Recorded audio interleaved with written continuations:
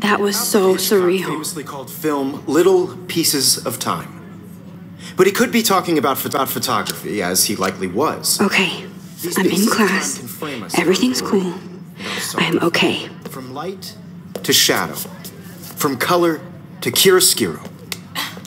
Now, can you give me an example of a photographer who perfectly captured the human condition in black and white? I didn't fall asleep, and that sure didn't feel like a dream. Bueller? Weird. Diane Arbus. There you go, Victoria.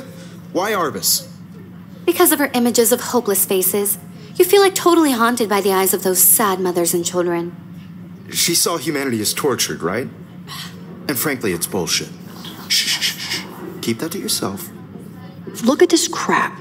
How can I show this to Mr. Jefferson? I can hear the class laughing at me now.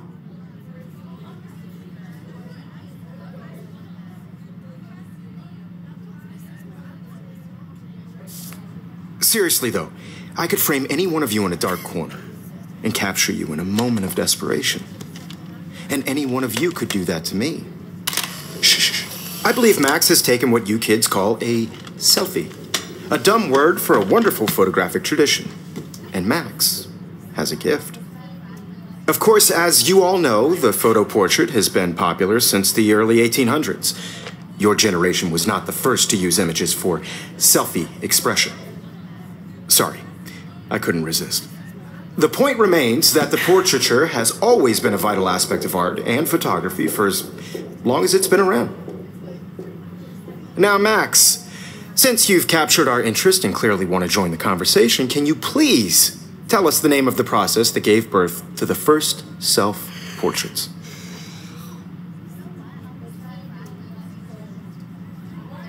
I did know, but I kind of forgot. You either know this or not, Max. Is there anybody here who knows their stuff? Louis Daguerre was a French painter who created daguerreotypes, a process that gave portraits a sharp reflective style like a mirror. Now you're totally stuck in the retro zone. Sad face. Very good, Victoria. The Daguerrean process brought out fine detail in people's faces, making them extremely popular from the 1800s onward. The first American daguerreotype self-portrait was done by Robert Cornelius. You can find out all about him in your textbook, or even online. And guys, don't forget the deadline to submit a photo in the Everyday Heroes contest. I'll fly out with the winner to San Francisco, where you'll be feted by the art world. It's great exposure, and it can kickstart a career in photography. So Stella and Alyssa, get it together. Taylor, don't hide. I'm still waiting for your entry, too. And yes, Max, I see you pretending not to see me.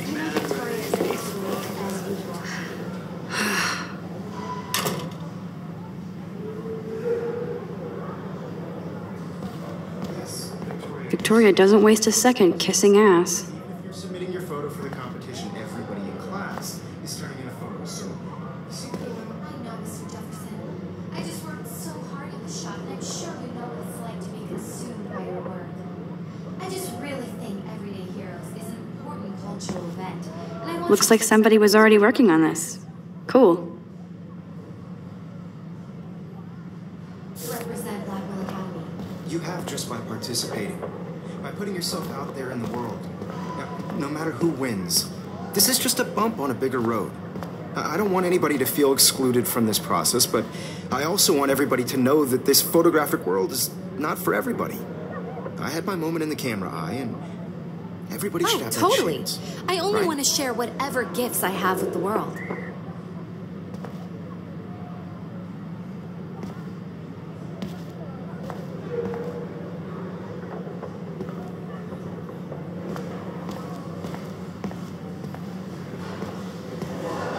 I see you, Max Caulfield.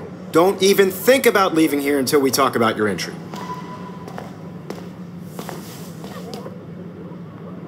I'd never let one of photography's future stars avoid handing in her picture. Do I have to?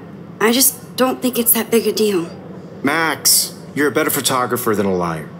Now, I know it's a drag to hear some old dude lecture you, but life won't wait for you to play catch-up. You're young, the world is yours, blah, blah, blah, right? But you do have a gift. You have the fever to take images, to frame the world only the way you envision it. Now, all you need is the courage to share your gift with others. And that's what separates the artist from the amateur.